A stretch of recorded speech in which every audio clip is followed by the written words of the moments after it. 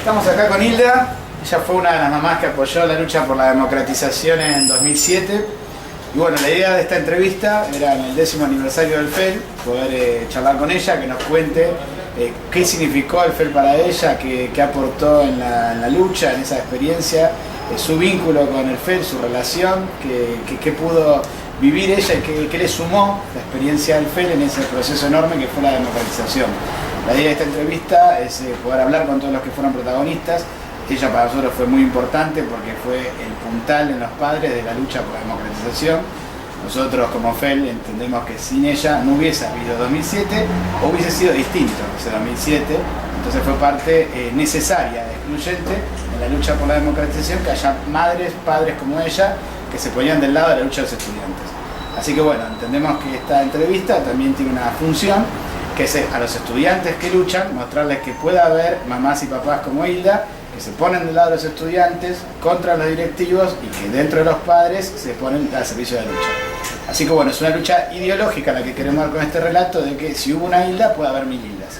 Así que bueno, dicho esto, bueno, soy Cristian, estoy haciendo cada entrevista, le damos la palabra a Hilda. Bueno, gracias. No sé si me parece que sobreestimaste mi papel, te lo agradezco. Por pronto, bueno, me lamento mucho, no me hubiese gustado todo esto que voy a decir ahora, haberlo dicho en el festejo, pero lamentablemente no voy a estar en Buenos Aires. Cuando me convocaron, bueno, fue mucho orgullo, mucha gratitud, tratar de nuevo de acordarme de todo esto, que para mí realmente fue muy importante. Antes de seguir, decir algo, bueno, yo creo que hubo otros papás y mamás, los padres que también tuvieron roles muy importantes. Hubo muchos padres de lucha. Hubo padres que lucharon. Algunos con alguna experiencia en su momento en la militancia, otros no, o sea, otros se acercaron más cándidamente, pero bueno, se acercaron y bueno, cómo se fueron sumando a la lucha y cómo fueron creciendo en esa lucha, porque digamos que fue una etapa, me cuesta un poco velar porque fue una etapa en donde se fueron dando los acontecimientos de un modo vertiginoso, ¿cierto? Yo me contacto en primer lugar, a ver, mi contacto con el colegio, mi acercamiento es como mamá.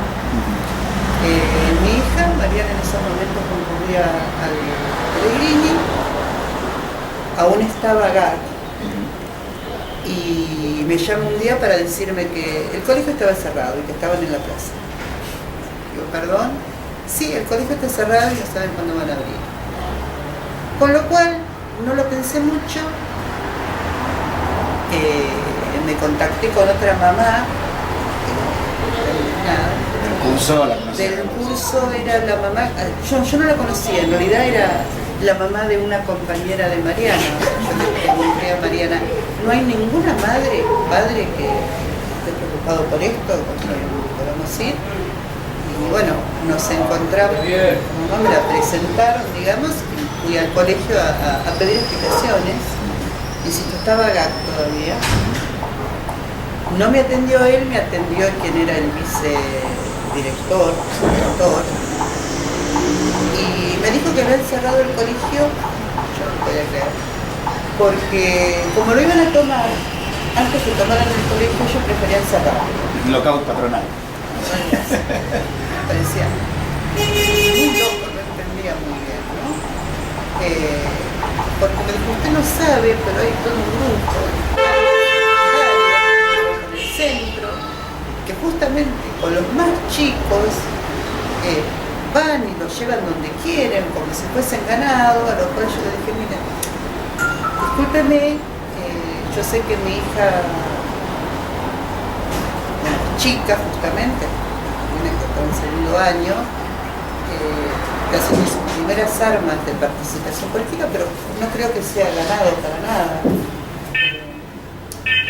fue muy gracioso porque me di cuenta en determinado momento que Gag estaba espiando, escondido. Pareja parada. Y recuerdo que cuando volví a mi casa le comenté a mi compañero, le digo, mira, me parece que pensaron que se iban a encontrar con otro tipo de mamá y que le iban a asustar. En el sentido de que yo me iba a asustar de que hubiese lucha. Y en realidad me pareció fantástico que hubiese estudiantes que luchaban, porque en esos momentos no entendía muy bien que era el acercamiento por eso. Era un motivo de alegría. Era un motivo de alegría y me sentí muy feliz de que mi hija estuviera entre esos que estaban luchando. Por eso me acuerdo que bueno, me fui a la plaza donde estaban los estudiantes, ahí con ellos y viendo qué pasaba. En Surma, en la plaza. En la plaza, sí. Y esa fue mi primera conexión, digamos, con el colegio. Y esto me parece importante decirlo porque después, digamos, el movimiento conocido, digamos, al menos a nivel medio, el que generó tanta polémica, surge cuando se va a Gag, o sea, cuando terminó ese mandato y quiere ingresar. Viera, recuerdo que fue muy resistido porque se viera, sino porque nos querían cambiar el plan de estudios. Pero entonces había todo un sector de padres fans, ¿no? Casi amantes de Gag. Honestamente yo no estaba entre esos padres. O sea, yo me empecé a dar cuenta después que si estaba pasando lo que estaba pasando, o sea, si tenemos que bancar este señor que quería venir y cambiar el plan de estudios, todo eso era porque, bueno, se había dejado de alguna manera un terreno preparado para eso. Lo que pasa es que muchos no lo querían dar. Entonces yo no la peleé, no la apoyé. Bueno, y a partir de ahí, justamente, me entero que hay un FEL,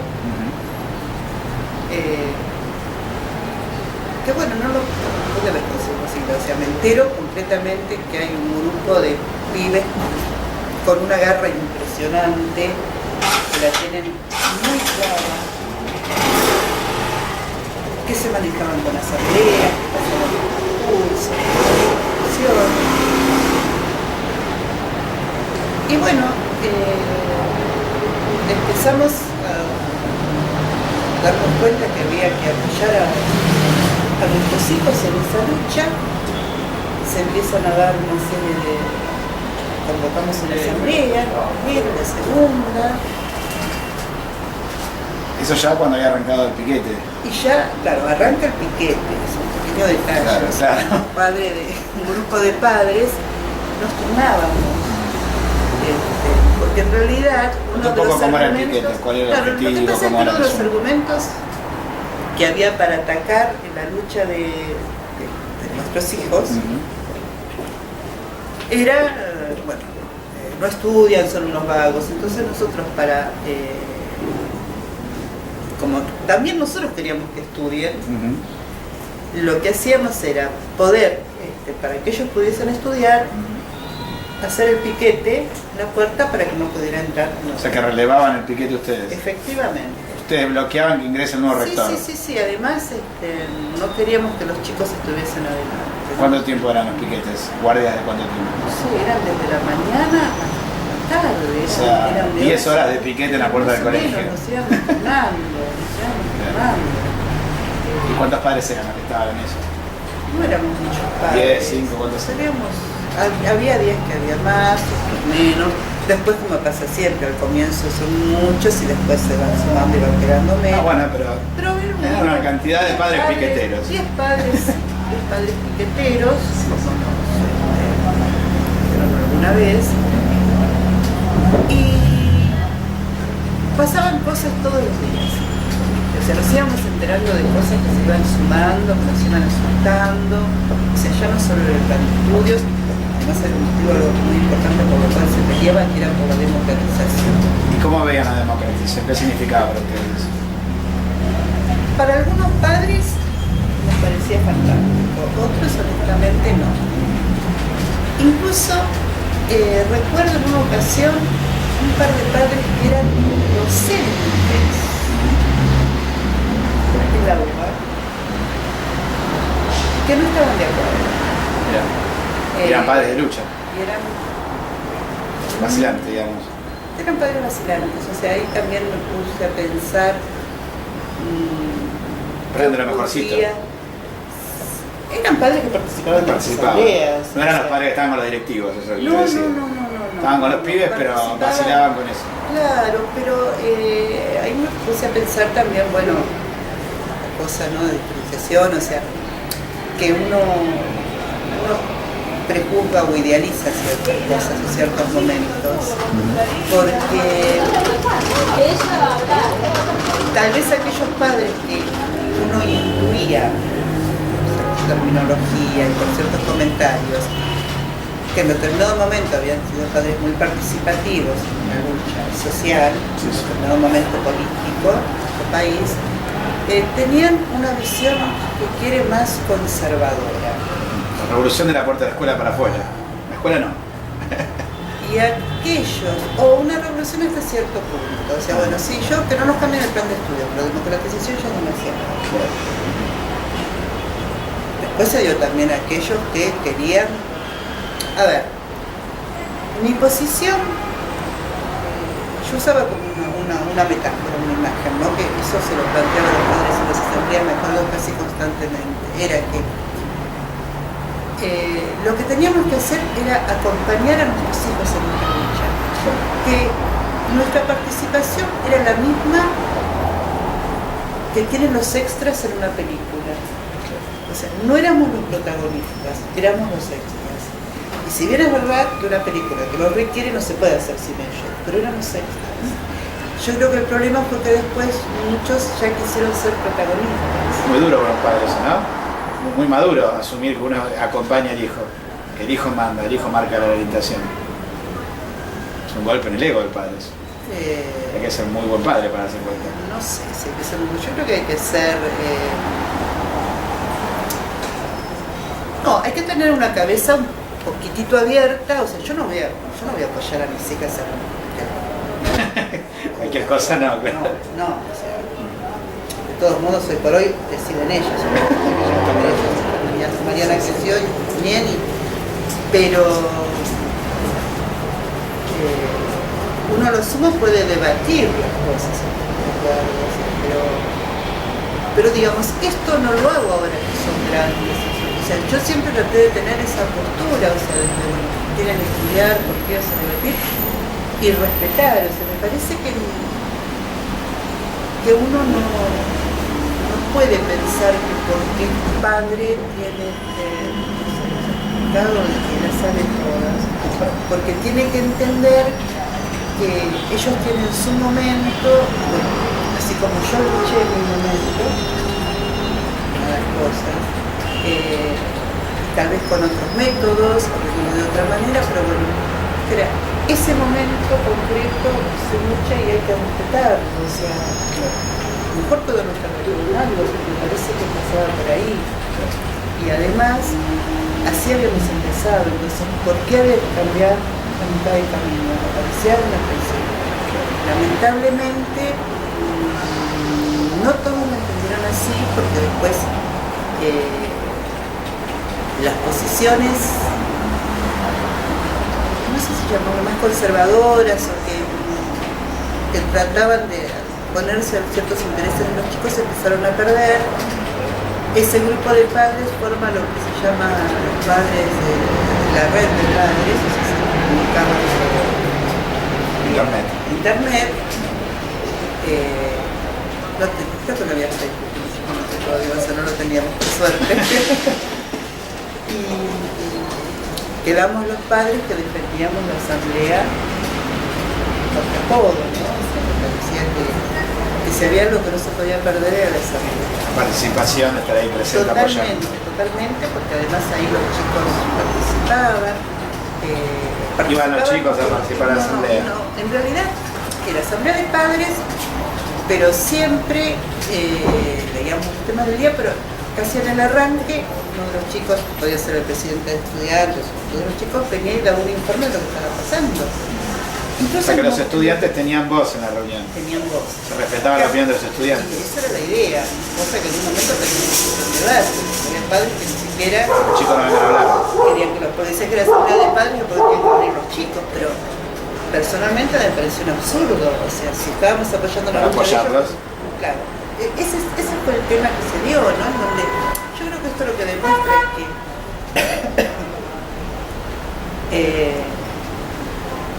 hay padres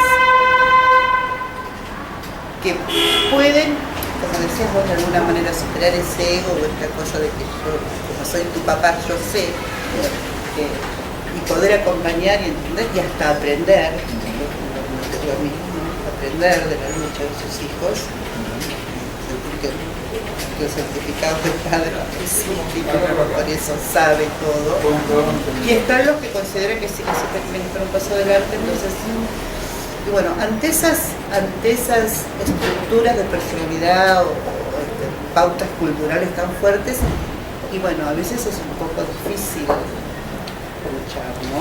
Los padres, igual que no escuchaban a los estudiantes, no era nada más un problema psicológico, sino que era porque escuchaban mucho a las autoridades, ¿no? Escuchaban a las autoridades,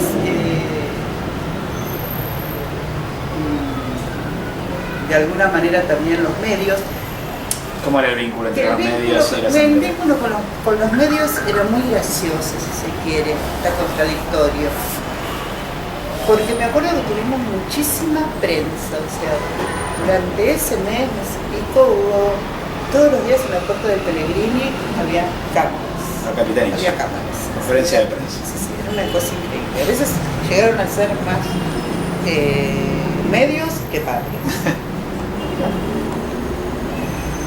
Entonces, se hablaba, se tenía presencia, pero por otro lado, a ver, esto con los medios así, pero con los medios gráficos nos daban con todo.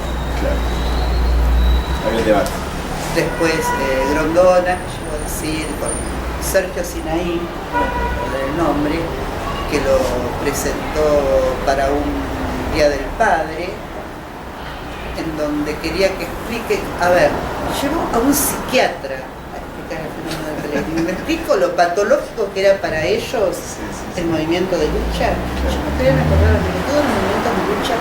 En un momento, aquellos que peleaban, hace muchos años, aquellos, perdón por la descripción, pero los que peleaban contra la globalización nos pasaron a llamar globalifóbicos. Globalifóbicos, claro. Sí, me acuerdo. Es una fobia. Sí.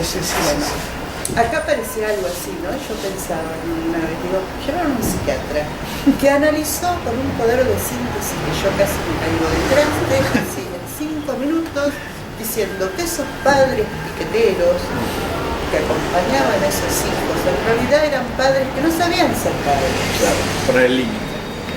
Que estaban ahí porque como en realidad no podían estar y apoyarlos en otras cosas, bueno, estaban ahí como para compensar. O sea que la sensación era que él ponía eso del padre piquetero, el padre que acompañaba a su hijo en la lucha, era lo mismo que aquel que a lo mejor le compraba un auto o le compraba alguna cosa. Le daba los gustos al hijo, Claro, todos los gustos, era lo sí. mismo. Pero éramos padres jodidos, que enfocan. Entonces nos daban con todo. Bueno, de hecho, Marcos Seguinis en su libro, Pobre Patria Mía, dedica un capítulo especial al Pellegrini. Pobres, esos padres bobos que acompañaban a sus hijos delincuentes. Se dijo de todo. Incluso la Nata, que se presenta como periodista de denuncia por excelencia, demócrata número 1, fue uno de los llamados, a mí me llamaban aparte de muchísimos por teléfono.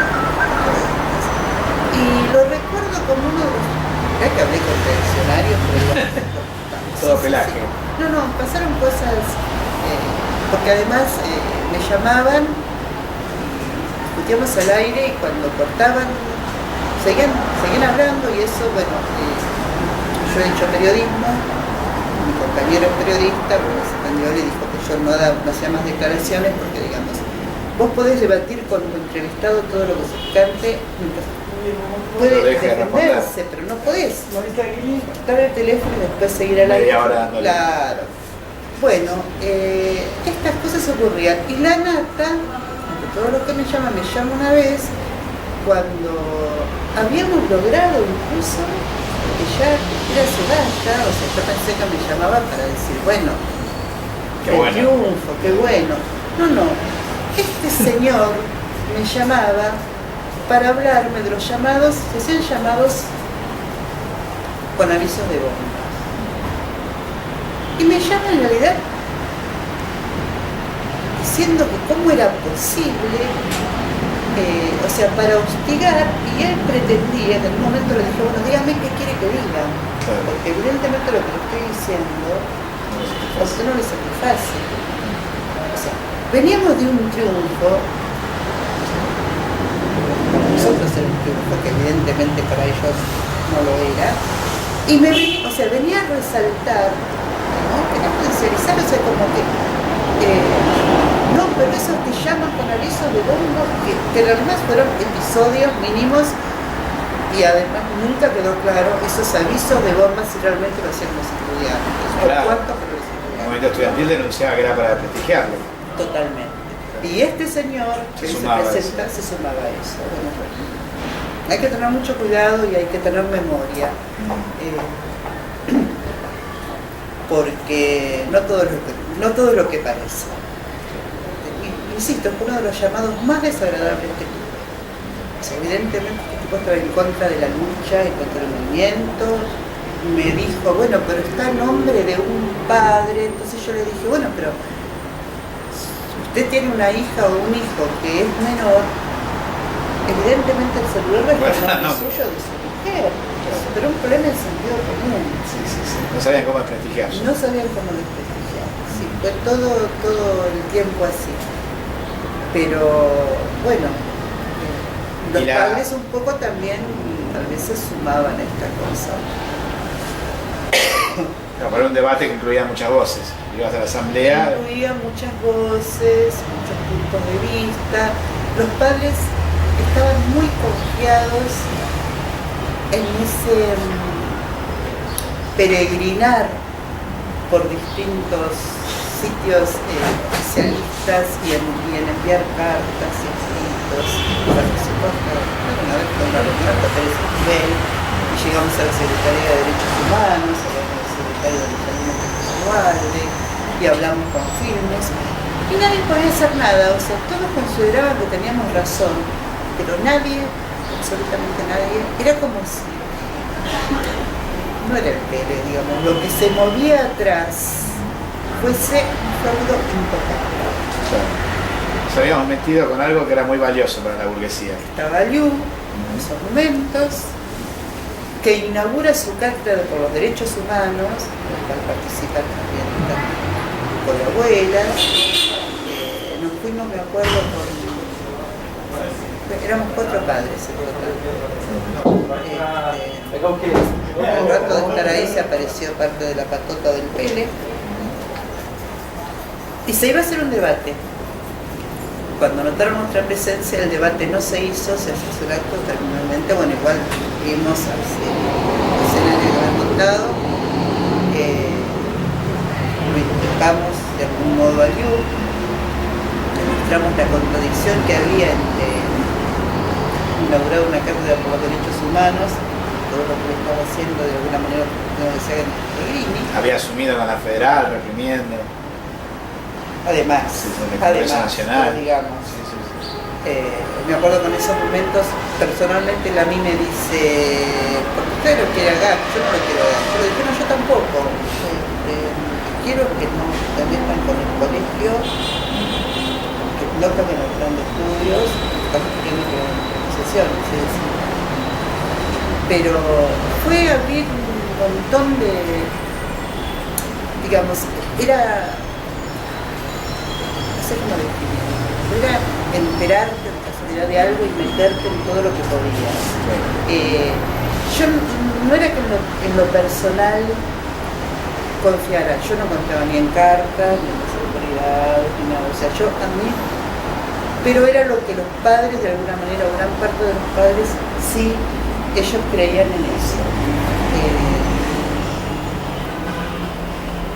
Y se respetaba lo que decían las asambleas. De todos modos, yo estaba convencida, y lo sigo estando, que lo más importante fue toda la movilización.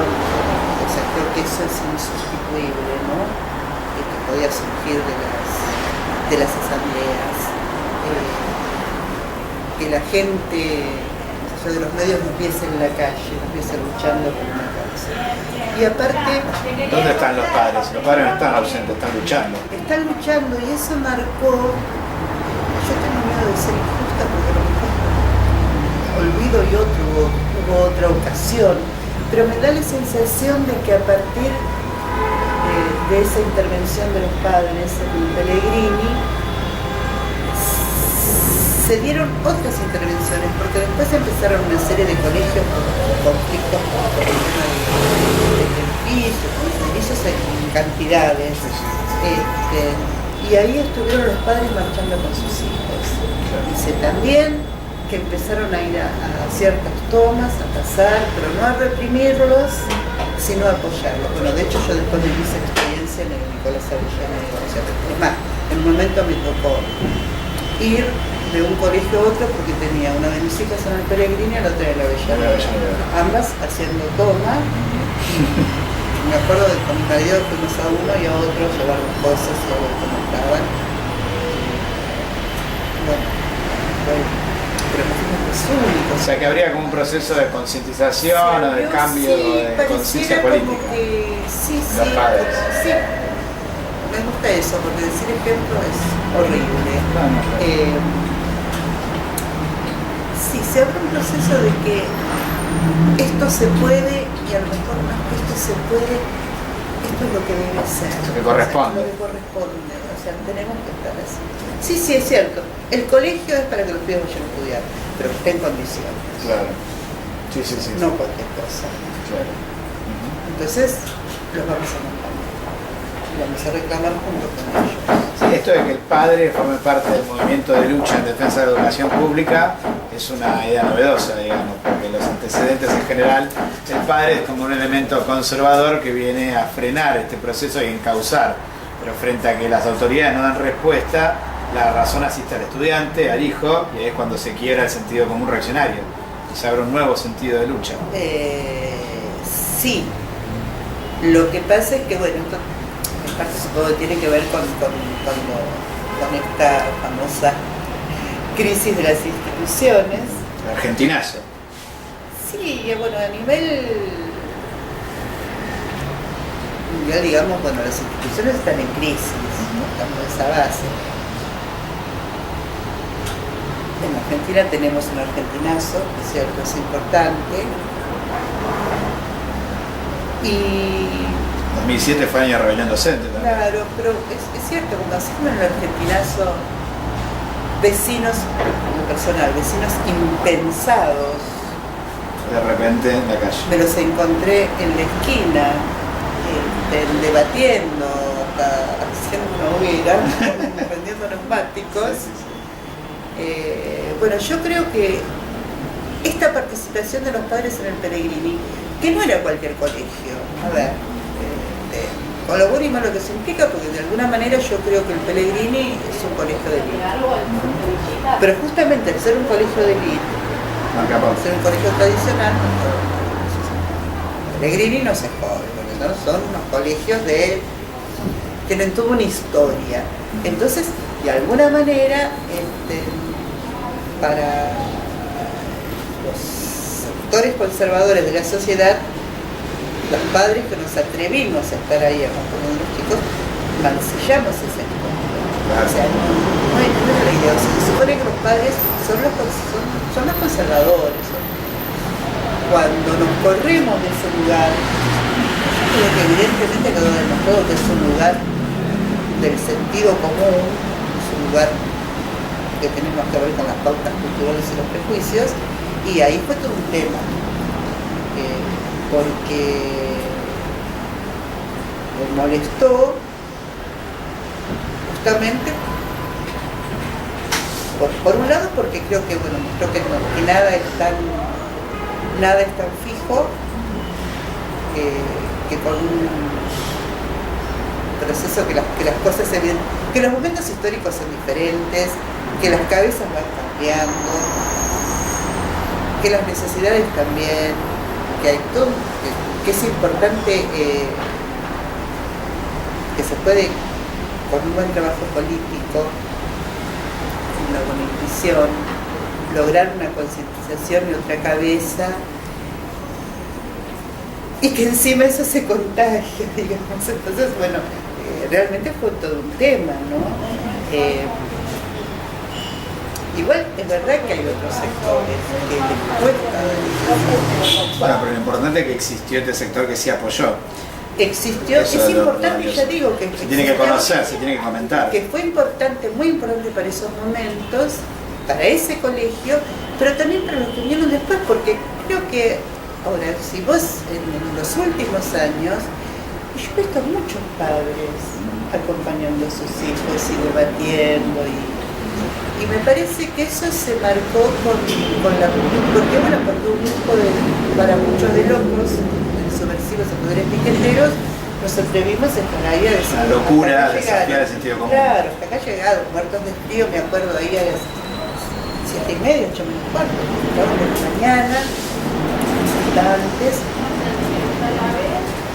pero además genial, porque no era para que los pibes pudiesen estudiar. Y bueno, todo esto aparte desemboca después, o sea, yo en esos momentos estaba en el Partido Obrero, se hace... ¿Intervenía como Partido Obrero en la asamblea? ¿Cuál era? La verdad, fue muy relativo esto, bueno, fue algo también que en lo personal discutí mucho, debatí mucho, que se llegó a decir que tuviesen cuidado conmigo, que yo recibía mandatos de Altamira, y yo dije, ojalá. Honestamente, lo que recuerdo es que yo no debatía mucho. Yo no sé, esa es una duda que no logro todavía sacarme. Si era que al partido no le resultaba demasiado interesante o cómo veían la intervención mía como madre ahí. Entonces, bueno, ¿para qué? Si no tenían tiempo y tenían otras cosas más importantes.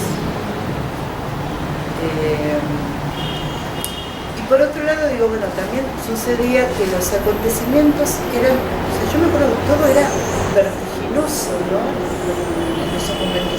Era rápido, vital. Todo pasaba así, sí, nos enterábamos de una cosa y de otra, y se decidía esto y se decidía lo otro. Entonces, la verdad que yo, honestamente, por eso me causaba muchas veces cuando decía que yo recibía órdenes porque ojalá, o sea, yo no de hecho nadie recibía órdenes, no se debatía, pero me hubiese gustado muchísimo poder debatir algunas posiciones en esos momentos con el partido. Se debatieron, pero muy pocas veces. Incluso tuvimos diferencias en las que discutí, y con los únicos que yo debatía era con mis jóvenes compañeros,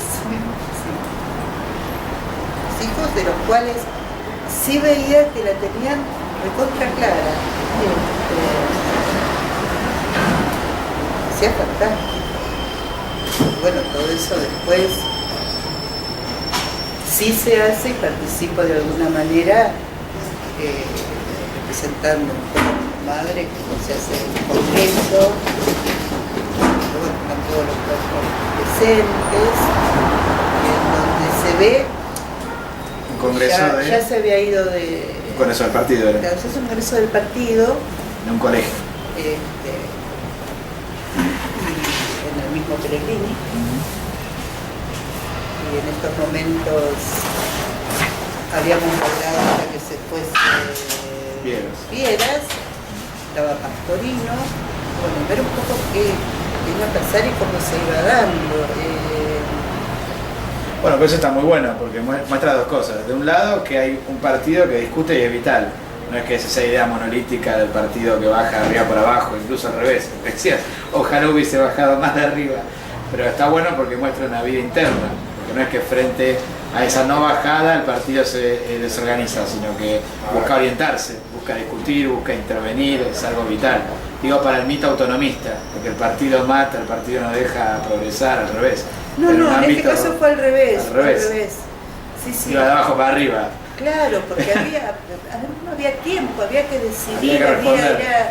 era como una cosa, bueno, a ver, ese olfato, a ver. ¿Para dónde vamos? ¿Para dónde vamos? ¿Para dónde vamos? ¿Cómo ¿Para dónde respondemos? vamos? Desde cada asamblea, incluso, a ver, bueno, quiero charlar, que los pibes, bueno, fue una etapa fantástica. Del otro lado mostré eso, que vos eras militante de un partido, pero había un sentido común más allá, que te sabías orientar buscando lo más combativo a los estudiantes y no, digamos, cayéndole bien al sector progre de los padres. Sabías que tu lugar era con los pibes, no con los padres que eran buena onda. Ah, eso lo tenía absolutamente claro. Pero eso fue un aporte muy bueno. Absolutamente. ¿Y dónde te surgió eso? ¿Cómo tenías esa claridad? Es muy importante eso. Para un estudiante no hay nada más lindo que eso, saber que hay un padre en el cual puedes confiar, que es como vos en los padres. Eso es fundamental. Está de nuestro lado. Pero lo que pasa es que era un problema de respeto. O sea, yo les tuve mucho respeto. Los respeté, en ningún momento los subestimé por la extrema juventud, o sea, tenían la edad de mis hijos. Pero me parece, no sé por qué más, pero digamos, o sea, en realidad yo fui más dispuesta a aprender que de hecho lo logré que a enseñar. En todo caso fui a acompañar. Te pusiste a disposición. Acompañar y después, bueno, se fueron dando las cosas que yo digo que yo aprendí de ellos, de lucha, de ver. Yo los veía cómo se manejaban. Y algunas cosas sí que uno, pato, sentía, no sé, docentes que en realidad estaban pero no estaban, que ya empezaban a dudar, el tema de la democratización que empezó a dividir aguas, como llegaron a decirme, me acuerdo en una ocasión que yo era más papista que el Papa, haciendo referencia a que yo defendía la democratización cuando en realidad a lo mejor había que transar. Claro, que sí, eso. Sé que se llegó a hacer la reunión en la casa de un padre, en donde una de las consignas era que, bueno, había que ponerme la cabeza a mí para que yo era el modelo. Eras el enemigo. Era el enemigo, ¿no? Me enteré. Y eso porque vos querías que los estudiantes y los trabajadores volvieran al colegio, ¿no? Las camarillas y todo esto repodrido. Pero por supuesto, era yo. Eso porque yo, digamos, seguía apoyando la lucha. Eso lo querían los estudiantes, claro, no era que vos querías que ellos. Yo no era que yo, claro. O sea, yo sencillamente me plegué a lo que consideré que tenía que ser y que era correcto, y porque era lo que habían planteado.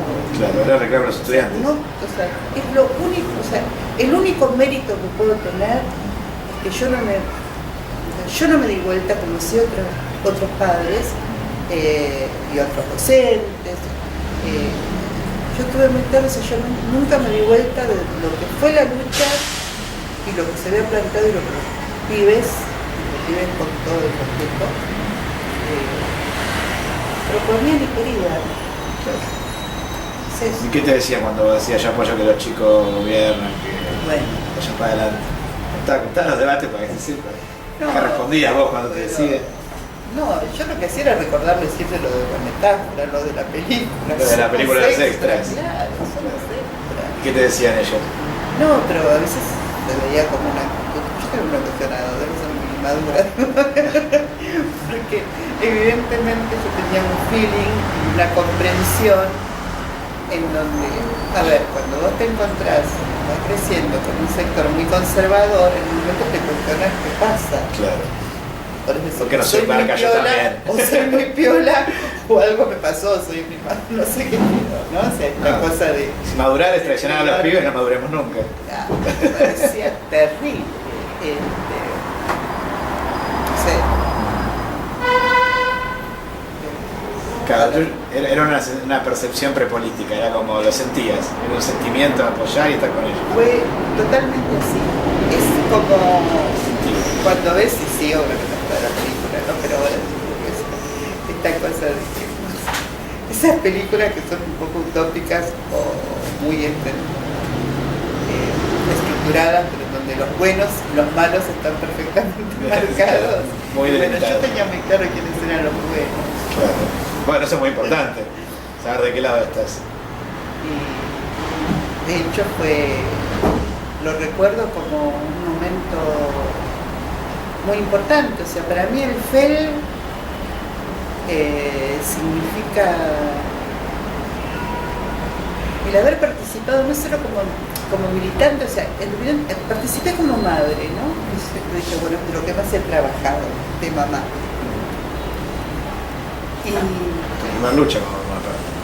mi primera lucha con mi mamá y me llevó realmente a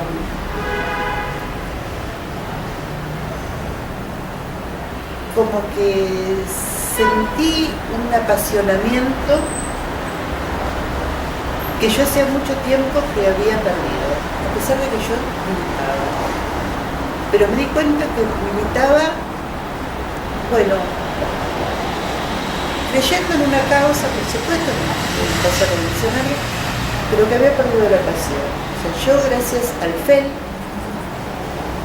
recuperé la pasión, recuperé creer, y además esta cosa de, bueno, si había alguna duda de qué pasa, en qué no va a tomar las banderas, y antes, y los 70, no, es esto, es el ahora, y es la esperanza absoluta de que siempre va a haber quienes den la pelea por las causas que corresponden y por la justicia.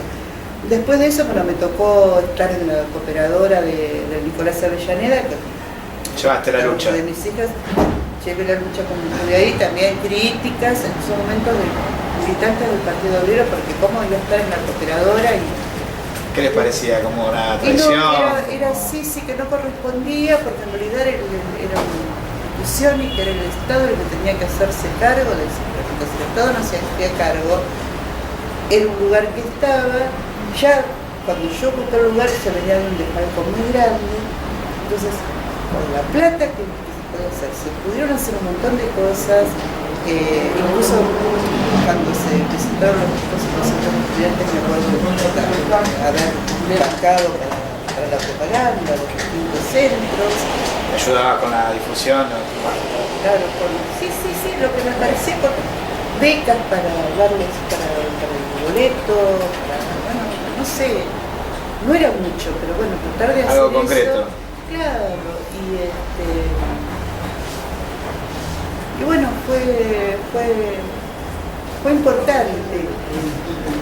Los pibes encontraron en vos un aliado. Esa era la idea. Era eso. Esa era la idea. O sea, que servía Sí. con luchadores de frente a la Sí, cooperadora. claro que sí, me di cuenta que sí, que servía, porque además después, Molestaba a otros también, me imagino.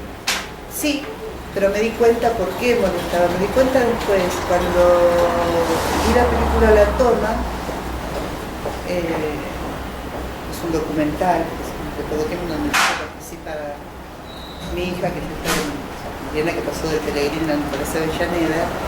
Veo que en un momento muestran una reunión que se da con la presidenta de la cooperadora, otro grupo de madres, un grupo de padres, el vicerrector Vázquez, ultra kirchnerista, y cómo hablan de desinflar, o sea, reventar la toma del colegio. Sí, verdaderamente. Entonces,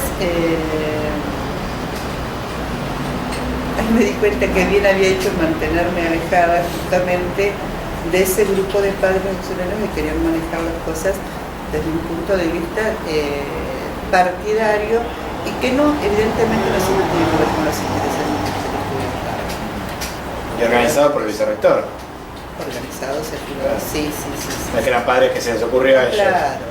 Estaba bien ahí trabajando. También ahí sabían que era del peor, por supuesto, en cuanto pudieron, pero bueno, me tuvieron que bancar un año y por suerte conté con el apoyo del rector, fantástico. Él tenía muy claro que me apoyó. siempre. O sea que incluso dentro de las autoridades no era homogéneo. Por supuesto. Se podía buscar puntos de apoyo para la lucha. Totalmente. Bueno, eso es muy importante. Yo siempre creo que lo podés hacer. Siempre creo que lo podés hacer. Y bueno, yo creo que me dio, tal vez parezca exagerado o demagógico, hablar del término demagógico, pero realmente lo que a mí me dio esa práctica, ese paso, digamos, ese conocer al FEL, ese contacto con el FEL, me